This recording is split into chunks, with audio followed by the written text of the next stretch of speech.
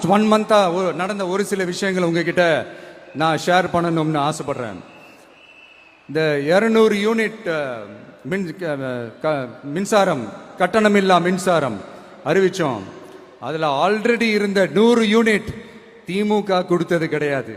Madam Jayalalithaa madam இருந்தப்போ செஞ்சுட்டு போனது.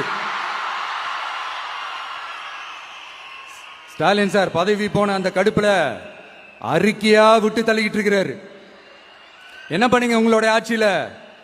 மக்கள் பணத்தை, டாஸ்மாக்ல இருந்து அடிச்ச அந்த பணத்தை, ஊழல் செஞ்ச அந்த ஃபைல க்ளோஸ் பண்றதுக்கு அலையா அலைஞ்சிங்க. ஆனா இந்த விஜய் மக்களுக்கு தொந்தரவா இருக்கிற அதே டாஸ்மாக க்ளோஸ் பண்ணா.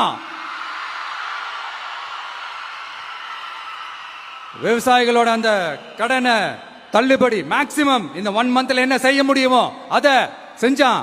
நீங்க தான் அந்த நிதி சம்பந்தமா இருக்கிற எல்லா கேட்டையும் லாக் பண்ணி வச்சுட்டு போயிருக்கிறீங்க. அதை சரி செய்ய வேணாமா? அதை ஒழுங்குபடுத்த வேணாமா? அதனால மறுபடியும் சொல்றேன், இந்த விஜய் பொய் சொல்லி ஏமாத்துறதுக்காகலாம் அரசியலுக்கு வரல. உங்க கூடவே நிக்கிறதுக்காக மட்டும்தான் அரசியலுக்கு வந்திருக்கிறேன். அதுல எந்த மாற்று கருத்துமே கிடையாது. கவலையப்படாதீங்க விவசாய பெருமக்களே.